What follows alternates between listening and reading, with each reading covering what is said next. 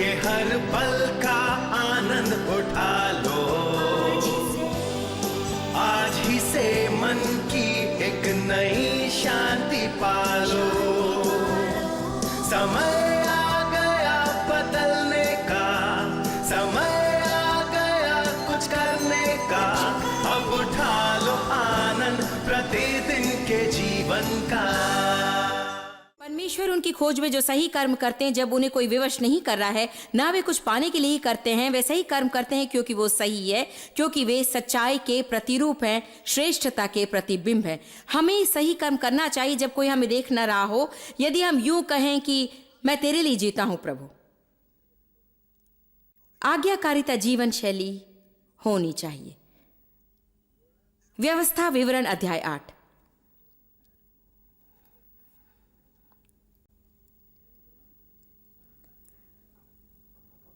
परमेश्वर जो कहता है कीजिए, आपको अच्छा ना लगे तो भी। जानते हैं क्यों? क्योंकि परमेश्वर कुछ करने को कभी नहीं कहेगा यदि उसमें आपका भला ना हो। जानते हैं इस बात को? प्रभु हमसे कभी कुछ करने को नहीं कहेगा यदि उसमें हमारा भला ना हो। जब परमेश्वर हमसे कुछ करने को कहता है, वो जितना कठिन हो उतना ही उसमें संकेत है कि उससे हमारा परम मंगल होगा। किसी की समझ में आई बात?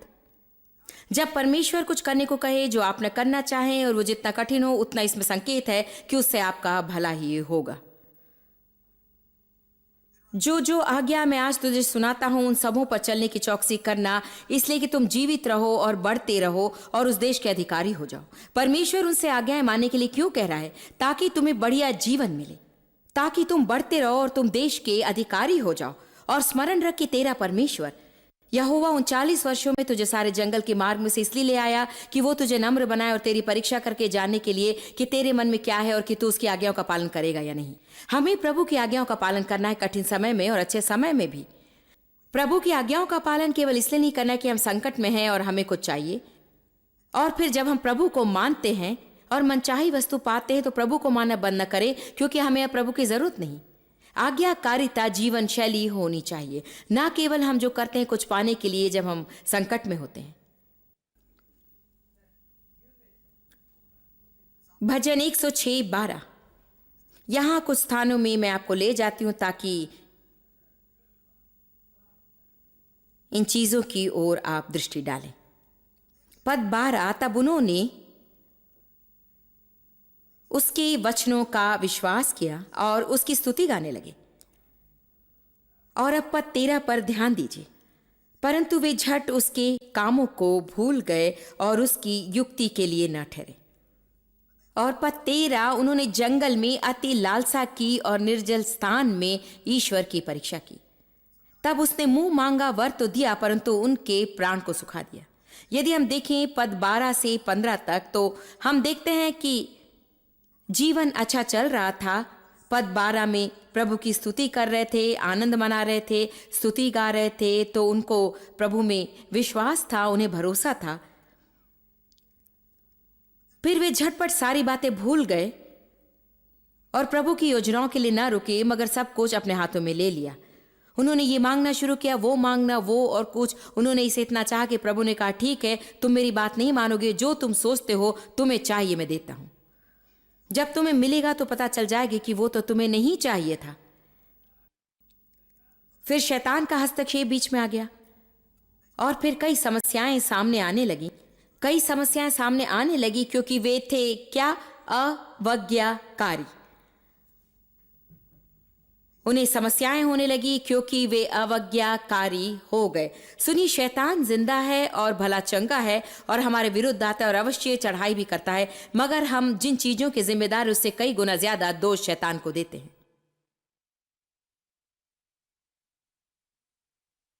यदि मैं अपनी शादी में संघर्ष को आने देती और उसका सुलझाव ना होने देती, भीतर ही भीतर परमेश्वर की अवज्ञा करती, भीतर ही भीतर बुरी मनोदशा में होती और मैं देने का वादा करती और न देती, तो जानते हैं क्या? यदि मेरी सेवकाई के टुकड़े हो जाते तो शैतान दोषी न होता, दोष मेरा होता। आमीन। क्योंकि शैतान सदा खुले द्वार की राह दिखता है। जानते हैं हम द्वार को बंद रखते हैं आज्ञाकारी बनकर। देखिए क्या होता है, यही सदा होता है। उन्होंने मूसा और हारून से डाह की, जो यहोवा के पवित्र जन थे। सो क्या होता है, लोग अवज्ञा करते हैं, उनका जीवन गंदा है और आज्ञा मानने वाले से डहा करते थे और आज्ञाकारिता के कारण उनका जीवन उत्तम था। एक बात बताऊं, आपके पास हो सकता है जो दूसरे के पास, यदि पाने को उन्होंने जो किया आप भी करने को प्रस्तुत हो। किसी से डहा करने से कोई भला नहीं होता। हम सबके पास वो चीज शायद ना हो, मगर सबका जीवन उत्तम हो सकता है, सबकी जरूरतें पूरी हो सकती है, प्रभु सबका उपयोग कर सकता है, सब सुखी हो सकते हैं, शांति में रह सकते हैं, अपने अपने क्षेत्र में सब सफल हो सकते हैं। मैं इसे फिर से कहना चाहूंगी, अक्सर हमें जो करना चाहिए हम नहीं करते और फिर उनसे डहा करते हैं जो कर चुके हैं उन्हें जो करना था।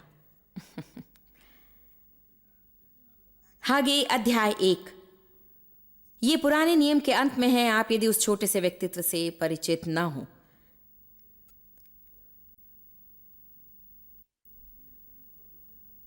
शायद यही छोटा नबी कहलाता है, मगर यहां पर उसने कुछ ओजस्वी बातें बताई हैं।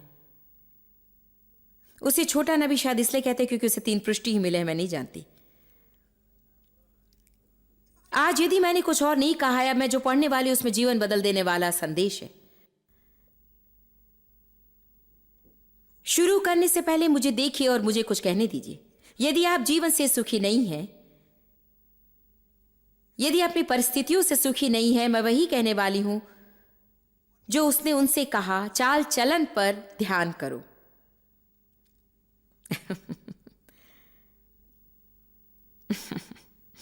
हम सबकी चाल चलन है, ये मेरी चाल चलन है, मेरा व्यक्तित्व है, बस यही मैं हूं।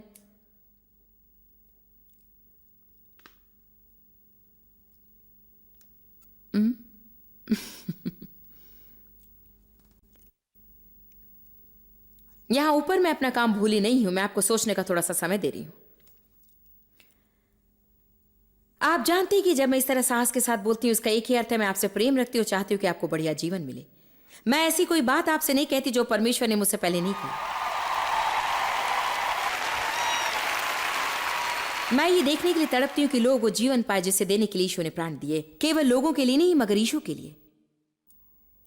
ये एक मर्मस्पर्शी कहानी है कि वो जिस आग के दरिये से तैर कर निकला कि मनुष्य को उत्तम जीवन मिले, और उसके बाद ये देखने के लिए कि उससे लोग दूर हैं, विद्रोह और लालच के कारण, तो सबके अंत में उसके ऊपर क्या बीती इससे कोई फर्क नहीं होता। अब इसे सुनिए, हागे अध्याय 1 पद 2। सेनाओं का यहोवा यूं कहता है, ये लोग कहते हैं कि यहोवा का भवन बनाने का समय नहीं आया है, यद्यपि कुसरू ने 18 वर्ष पहले आज्ञा जारी की थी। 18 साल पहले यहोवा की वाणी आई थी प्रभु के भवन निर्माण की। 18 साल बाद भी वे कह रहे हैं कि समय अभी नहीं आया निर्माण का। सबोपदेश 11:4 कहता है, जो वायु को ताकता रहेगा वो बीज बोने न पाएगा।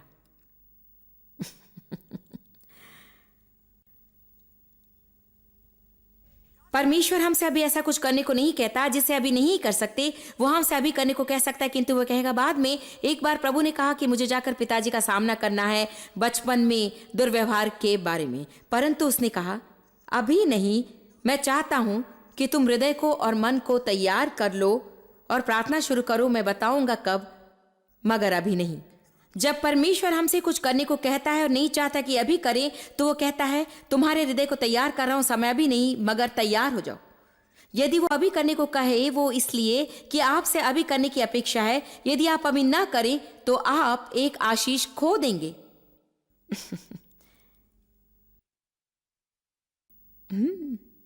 एक बात बताओ, प्रभु की आज्ञा बाद में मानना आज से आसान नहीं होगा।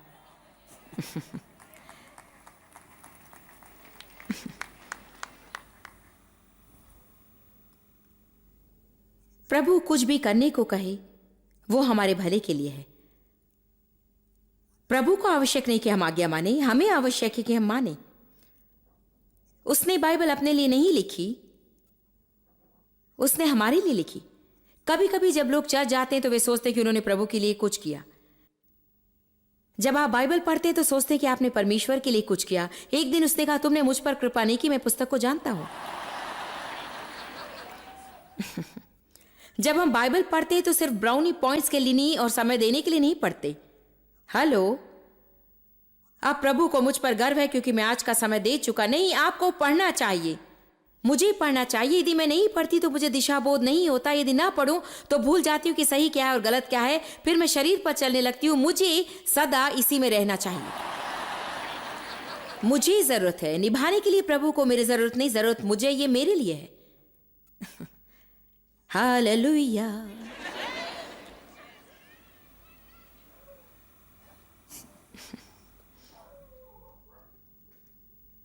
तुमने प्रभु का भवन क्यों नहीं बनाया? समय अभी सही नहीं। फिर यहोवा का ये वचन हागे भविष्यद्वक्ता के द्वारा पहुंचा, क्या तुम्हारे लिए अपने छत वाले घरों में रहने का समय है, जबकि ये भवन प्रभु का उजाड़ पड़ा है? इसलिए अब सेनाओं का यहोवा यूं कहता है, अपनी अपनी चाल चलन पर ध्यान करो। ठीक है, तुमने परमेश्वर का कहना टाल दिया है, अब परिणाम की ओर देखें, कहता है। तुमने बहुत बोया परंतु थोड़ा काटा। तुम खाते हो परंतु पेट नहीं भरता, पीते हो पर प्यास नहीं बुझती। तुम कपड़े पहनते हो परंतु गरमाते नहीं, और जो मजदूरी कमाता है वो अपनी मजदूरी की कमाई को छेद वाली थैली में रखता है। क्या ये बात किसी की समझ में आ रही है? जब भी मेरे पास थोड़ा सा पैसा है, उसे कुछ हो जाता है और वो छीन जाता है। क्या आप लोग समझ रहे हैं? मेरी तो समझ में नहीं आता। जब भी थोड़ा सा पैसा मिलता है, शैतान उसे चुरा लेता है। उस तरफ क्या सब लोग ठीक है? वहां आपको सुनाई दे रहा है? यदि शैतान मुझे मेरे हाल पर छोड़ दी तो शायद मेरे पास कुछ रह जाए। आत्मिक संग्राम का सबसे ऊंचा रूप मैं आपको अभी बताने वाली हूं। याकूब 4:7। इसीलिए परमेश्वर के अधीन हो जाओ और शैतान का सामना करो तो वो भाग निकलेगा। अधिकांश लोग धर्मशास्त्र का आधा ही बताते हैं। शैतान का विरोध करो वो भाग जाएगा, शैतान का विरोध करो वो भाग जाएगा, शैतान का विरोध करो वो भाग जाएगा। मगर वो ये नहीं कहता, वो कहता है प्रभु के अधीन हो जाओ, शैतान का सामना करो, वो भाग जाएगा। यदि मैं परमेश्वर के अधीन ना हूं तो शैतान का सामना करने की सामर्थ मेरे पास कहां है? मेरी प्रतीति की यदि मैं परमेश्वर के अधीन हो जाऊं तो शायद मुझे उच्च कोटि का आत्मिक संग्राम नहीं करना पड़ेगा। शैतान को मेरे जीवन में प्रवेश करने का अवसर ही नहीं मिलेगा।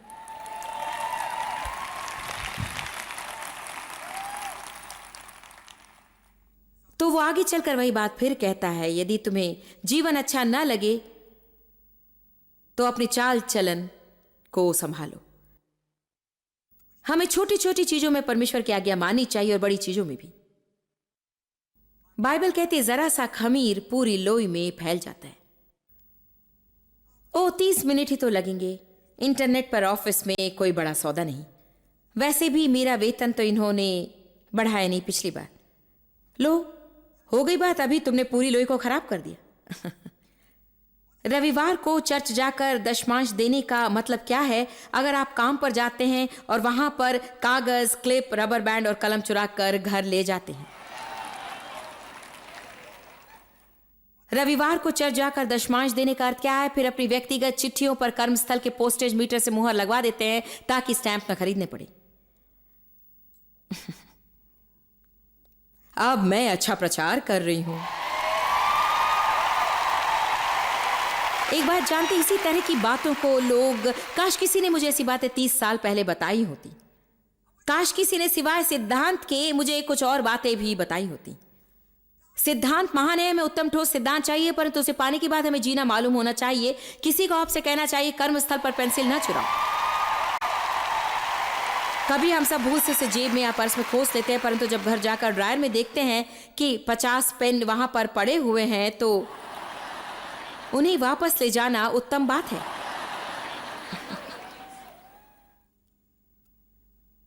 मैंने एक क्रेडिट कार्ड स्लिप साइन किया था एक दुकान में और भूल से पेन ले गई और पार्किंग में अपनी कार तक पहुंची थी कि पवित्र आत्मा ने मुझसे कहा वापस ले जाओ इसे। लेकिन प्रभु, इस तरह की कलमें तो 2 रुपए की 20 मिल जाती है, मगर ये सिद्धांत है तो थोड़ा सा खमीर पूरी लोई को खट्टा कर देता है। यदि आपको ज्यादा चिल्लर मिल गई हो या किसी चीज के लिए उन्होंने चार्ज नहीं किया, मुझे परवाह नहीं कि इसे वापस ले जाने में ज्यादा खर्च लग जाए, उसकी अपेक्षा जितना इसे खरीदने में लगा था, आपको एक सदाचारी व्यक्ति होना चाहिए और वापस ले जाना चाहिए। जानते बहुत से मसीह क्या कहेंगे? परमेश्वर ने मुझे आशीष दी है, प्रभु धन्य हो, मैं इसे वापस ले जाने के लिए पैसे नहीं खर्चूंगा, उन्होंने मुझे मुफ्त में दिया है। छोटी बातों से बड़े अंतर आते हैं। यदि छोटी बातों में आप निष्ठा दर्शाएंगे तो परमेश्वर आपको बड़ी चीजों का शासक बनाएगा। आज्ञाकारी रहने में जिन कठिन से कठिन बातों में मैंने सामना किया, उनकी आज ही मैंने एक तालिका बनाई। सबको औरों के जीवन में हस्तक्षेप करना पसंद है, सो अपने में मैं करने दूंगी। कई कठिनाइयों में पहली कठिनाई थी 1976 में, जब मैंने पवित्र आत्मा में बपतिस्मा लिया था अपनी कार में। तब यह भी नहीं जानती थी कि मुझे क्या हुआ था। मुझे परमेश्वर से सर्वव्यापी स्पर्श मिला था जिसने मेरा जीवन संपूर्ण रूप से बदल दिया। इसीलिए प्रभु को खोजना महत्वपूर्ण है कि वो आपको स्पर्श करे अपने आत्मा की सामर्थ्य से और अपने वचन की सामर्थ्य से। मैं एक कड़े नियम वाले सांप्रदायिक चर्च में थी और परमेश्वर ने मेरे लिए जो किया था उससे मैं उत्तेजित थी। आत्मा के दानों के बारे में मैं बहुत कुछ सीख रही थी। मैंने घर में एक बाइबल स्टडी शुरू की क्योंकि प्रभु ने कहा था। बुजुर्गों ने डेव को और मुझे अंदर बुलाया। उन्होंने कहा या तो ये सब बातें बंद करनी पड़ेंगी या यहां से निकल जाना पड़ेगा। ये निर्णय लेने में मुझे बहुत बहुत कठिनाई हुई क्योंकि मैं सारे दोस्तों को खो देने वाली थी। अपने चर्च को, उसी चर्च के स्कूल में मेरे बच्चे पढ़ते थे। हमारा सामाजिक जीवन उस चर्च से जुड़ा हुआ था। हमारी बिरादरी उस समय खास बड़ी नहीं थी और मैं उनके उपास की वस्तु नहीं बनना चाहती थी। मुझे याद है परमेश्वर की आज्ञा पर चलना उस समय मेरे लिए कितना कठिन था, उस जगह से दूर हो जाना। परंतु आज मैं जब सोचती हूं कि यदि मैं रह जाती तो आज मैं कहां होती। पता नहीं कितने लोग जीवन में प्रगति नहीं करें क्योंकि प्रभु ने आपसे कुछ चीजें छोड़ देने के लिए कहा है जिनसे आपका अत्यधिक लगाव है, गलत कारणों के कारण।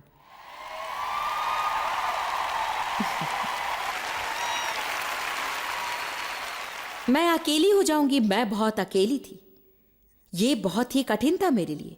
एक निर्णय में मैंने चर्च को खो दिया, मेरे बच्चों ने स्कूल खो दिया, मैंने सामाजिक जीवन खो दिया, सारे मित्र खो दिए, जहां तक उनका संबंध था मेरा भेजा फिर गया था, सो मैंने अपना सुनाम भी खो दिया सिर्फ एक निर्णय में। परमेश्वर की आज्ञाकारी रहने के लिए मुझे वो सब कुछ खोना पड़ा। सच्चाई ये थी कि मैं खो नहीं रही थी, मैं पूंजी लगा रही थी। लेकिन आज देखिए परमेश्वर ने क्या किया है। मुझे सोचते हुए डर लगता है कैसा गजब हो जाता है यदि मैंने कहा होता ओ ये मुझसे नहीं होगा, ये कठिन है, अकेली हो जाऊंगी, ये हो जाऊंगी, वो हो जाऊंगी, वे मेरी हंसी उड़ाएंगे, कोई नहीं समझेगा।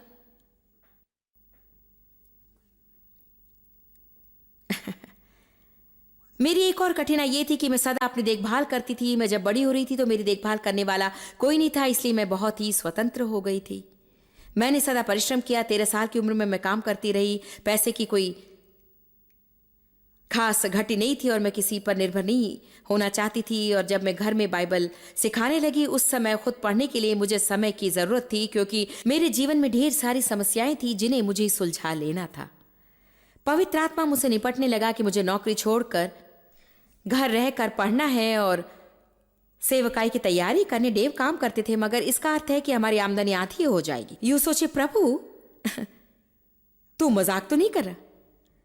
मैंने एक तरह से आज्ञा मानी। मुझे एक आंशिक नौकरी मिली है ना। है ऐसे कभी कभी वहां यदि मैं आगे पढ़ती होती तो आपने देखा होता कि वो कह रहा था और अब तुम्हें आज्ञा माननी है, आंशिक नहीं मगर संपूर्ण रूप से। कभी कभी हम सोचते हैं कि हम प्रभु की आज्ञा थोड़ी सी भी मान लें तो वो आज्ञाकारिता के समान है, मगर वास्तव में ये त्याग है। मैंने आधी नौकरी त्याग दी प्रभु को खुश करने के लिए, परंतु मैं संपूर्ण आज्ञाकारी नहीं हुई। आश्चर्य नहीं कि बाइबल कहती कि परमेश्वर प्रसन्न होता है त्याग में नहीं परंतु संपूर्ण आज्ञाकारिता में। प्रभु ने मुझ पर कृपा की। अंत में मैं निकाल दी गई। मैं वैसी व्यक्ति नहीं थी जो नौकरी से निकाल दी जाती। वो मुझे निश्चित रूप से दर्शा रहा था कि मैंने कहा था ना कि काम ना करो। मैं सबसे नहीं कह रही कि वे अपनी नौकरी छोड़ दे क्योंकि वही होगा तुम्हारा खुला द्वार सेवकाई का। प्रभु ने ये कहा सो प्रभु ने हमारा प्रबंध भी किया।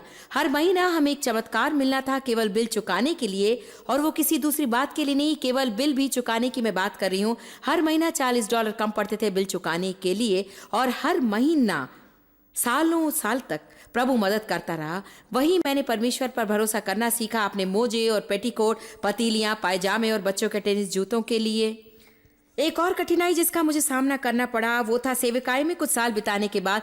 मैं 5 साल तक घर पर बाइबल सिखाती रही। उसके बाद मैंने सेंट लुइस के एक चर्च में 5 साल काम किया। मेरी सेवकाई बढ़ रही थी। चर्च में साप्ताहिक मीटिंग हुआ करती थी। तब ये स्त्रियों की मीटिंग थी, करीब 400 लोग थे और वो शहर की मुख्य बात बन गई। ओ, इस महिला के पास तो मेरी छोटी सी सेवकाई थी। सामने की पंक्ति में मेरी कुर्सी पर मेरा नाम था, पार्किंग लॉट में मेरी पार्किंग प्लेस में मेरा नाम था, मेरे ऑफिस के दरवाजे पर मेरा नाम लिखा था। जिस और भी मैंने देखा अपना नाम देखा। अच्छा लगता है ना? क्योंकि अगर आपका नाम हर जगह, इसका मतलब है कि आप महत्वपूर्ण हैं।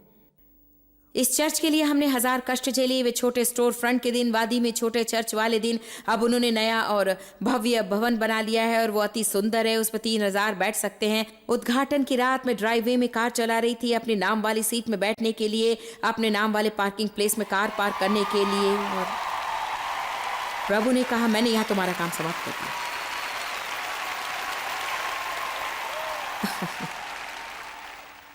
अरे ये प्रभु नहीं हो सकता। ये जगह मेरे बिना कैसे चल सकती थी? और अंत में प्रभु के 1 साल मुझसे निपटने के बाद और बहुत सी समस्याओं के बाद, अर्थात मैंने सारे द्वार खोल दिए शत्रु के लिए, क्योंकि जब प्रभु ने मुझे जाने के लिए कहा मैं नहीं गई। ये एक बड़ा बखेड़ा था जिसमें हम अभी नहीं जाएंगे। मैं आपको एक बात बताने वाली हूं और आप में से कुछों को सुनना चाहिए। जिसे आप छोड़ नहीं सकते वही आपको रुकना है।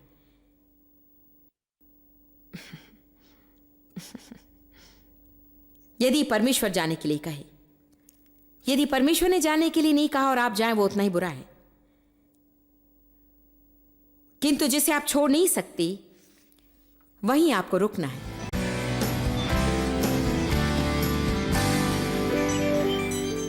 मैं आपको प्रोत्साहित करती हूं कि आप निर्णय लेके आज्ञाकारिता को जीवन शैली बनने देंगे। यदि आपके बच्चे हैं तो मैं जानती हूँ कि आपको आनंद आएगा जब आप उनसे कुछ करने को कहें। वे मान जाते हैं और कोई झमेला नहीं करते। पिता परमेश्वर हमारा पिता है और वो भी ऐसा ही बर्ताव चाहता है। हम कहना शुरू करें, हाँ प्रभु, जैसी भी तेरी इच्छा हो। यीशु ने कहा, यदि प्रेम रखते हो तो मेरी आज्ञा मानोगे।